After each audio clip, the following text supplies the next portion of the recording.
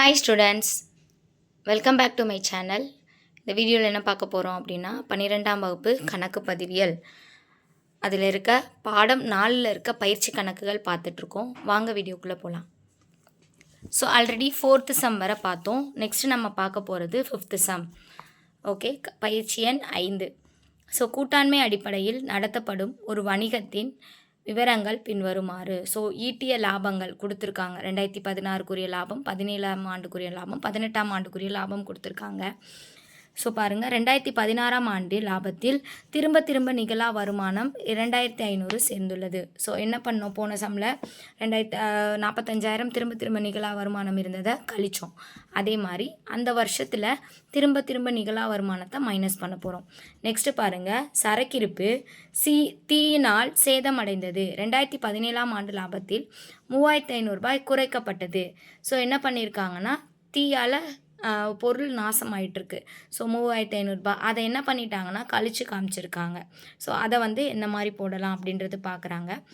அடுத்து பாருங்கள், சரக்கிருப்பு காப்பீடு செய்யப்படவில்லை, ஆனால் எதிர்காலத்தில் காப்பீடு செய்வதென முடிவு செய்யப்பட்டு அதற்கான காப்பீடு கட்டணம் ஆண்டுக்கு 250 என மதிப்பிடப்பட்டது.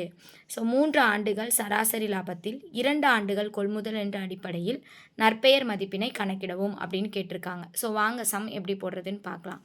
ஸோ போன சம்மில் எப்படி போட்டோம்னா, அந்த டேப்லெட் காலம் போட்டோம் இல்லையா, சரி கட்டப்பட்ட பின் லாப கணக்கிடுதல் அப்படின்னு சொல்லிட்டு. ஸோ அதே மாதிரி இந்த கணக்கு எண் 5 போட்டு சரி கட்டப்பட்ட லாபம் கணக்கிடுதல் அப்படின்னு சொல்லிட்டு போடணும். ஸோ விவரம் எத்தனை வருஷம், 3 இயர் கொடுத்துருக்காங்க, 2016, 17, 2018. ஸோ லாபம் சம்மில் கொடுத்துருக்காங்க இல்லையா, 25,000, 23,000, 26,000 கொடுத்துருக்காங்க. ஸோ அதை போட்டுக்கணும். நெக்ஸ்ட்டு வருஷம் 2016ஆம் ஆண்டில் திரும்ப நிகழா வருமானம் 2,500 ரூபாய். ஸோ அப்போ கழிக்க திரும்ப நிகழா வருமானம் எந்த வருஷம், 2016 எந்த வருஷம் ஏற்பட்டிருக்கோ அந்த வருஷத்தில் என்ன பண்ணணும்னா கழித்து காட்டணும். ஸோ பாருங்கள், 2,500 ரூபாய் கழித்தோம் அப்படின்னா 22,500 ரூபாய் நமக்கு கிடச்சிருக்கு. நெக்ஸ்ட்டு பாருங்கள், 2017 சரக்கிருப்பு தீயினால் சேதமடைந்ததை 3,500 ரூபாய் என்ன பண்ணியிருக்காங்கன்னா குறைச்சி மதிப்பிட்டிருக்காங்க. பட் ஆனால் நமக்கு என்ன பண்ணலை, சம்மில் மென்ஷன் பண்ணியிருக்காங்க காப்பீடே செய்யலை. அப்போ எப்படி நமக்கு சப்போஸ் காப்பீடு செஞ்சுருந்தோம் அப்படின்னா நமக்கு ஏதோ ஒரு அமௌண்ட் காப்பீட்டு நிறுவனத்தால் கிடச்சிருக்கோம்.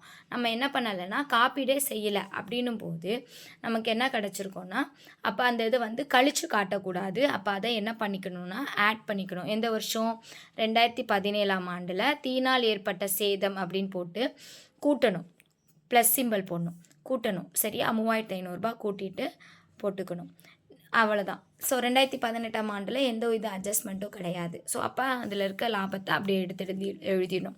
ஸோ இதுக்கப்புறம் தான் நம்ம சராசரி லாபம் போடணும். சராசரி லாபத்துக்கு உண்டான ஃபார்முலா என்ன, சராசரி லாபம் ஈக்குவல் மொத்த லாபம் பை ஆண்டுகளின் எண்ணிக்கை எடுத்து எழுதிட்டு, ஸோ அந்த நம்ம சரிக்கட்டப்பட்ட லாபம் கண்டுபிடிச்சதுக்கப்புறம் அந்த தொகை தான் என்ன பண்ணணும்னா போடணும். ஸோ 22,500 ரூபாய், 26,500 ரூபாய், 26,000 ரூபாய், இது 3ஐயும் கூட்டணும். ஸோ மொத்தம் எத்தனை ஆண்டு இருக்குது, 3 ஆண்டு. ஸோ 3ஐயும் கூட்டினோம்னா நமக்கு கிடைக்கக்கூடியது 75,000 வகுத்தல் 3. ஸோ 3ஆல் வகுக்கணும். ஸோ அப்போ 75 3ஆல் வகுத்தோன்னா 25 கிடைக்கும். ஸோ 3 ஜீரோ ஆட் பண்ணிக்கணும். ஸோ 25,000 சராசரி லாபம். அதாவது இன்னும் ஒரு அட்ஜஸ்ட்மெண்ட் இருக்குது. ஏன் அப்படின்னா, இனிமே தீ காப்பீடு செய்யலாம், காப்பீடு இன்சூரன்ஸ் எடுக்கலாம் அப்படின்னு சொல்லி கொடுத்து அதுக்கு என்ன பண்ணுறாங்கன்னா வருஷத்துக்கு 250 ரூபாய். அப்போது நம்ம இங்கே சராசரி லாபம் கணக்கிட்டதுக்கப்புறம் இந்த 250 ரூபாவை கழிச்சு காட்டணும். ஸோ பாருங்கள், விவரம் போட்டு சரிக்கட்டும் முன் உள்ள சராசரி லாபம் நம்ம கண்டுபிடிச்சது 25,000. அதிலிருந்து காப்பீட்டு கட்டணத்தை மைனஸ் பண்ணணும், 250 ரூபாய் பண்ணோன்னா இதுதான் நமக்கு சராசரி லாபமாக எடுத்துக்கணும். ஸோ 24,750 ரூபாய். ஸோ அதுக்கப்புறம் நற்பெயர் கண்டுபிடிக்கணும். நற்பெயர் ஈக்குவல் டு சராசரி லாபம் இன்ட்டு கொள்முதல் ஆண்டுகளின் எண்ணிக்கை. ஸோ சராசரி லாபம் கண்டுபிடிச்சிருக்கோம் 24,750 ரூபாய் இன்ட்டு கொள்முதல் ஆண்டு எவ்வளோ கொடுத்துருக்காங்க, 4 ஆண்டில் 2 ஆண்டுகள் கொள்முதல் அப்படின்ட்டு கொடுத்துருக்காங்க. ஸோ அப்போ 2ஆல் பெருக்கணும். பாருங்கள், 24,750 இன்ட்டு 2 போட்டோன்னா நமக்கு கிடைக்கக்கூடியது நற்பெயர் 49,500 ஸோ நற்பெயர்னு போட்டு 49,500 எடுத்து எழுதணும். Hope you all understand. Thank you for watching. Keep supporting. Subscribe my channel. Thank you students.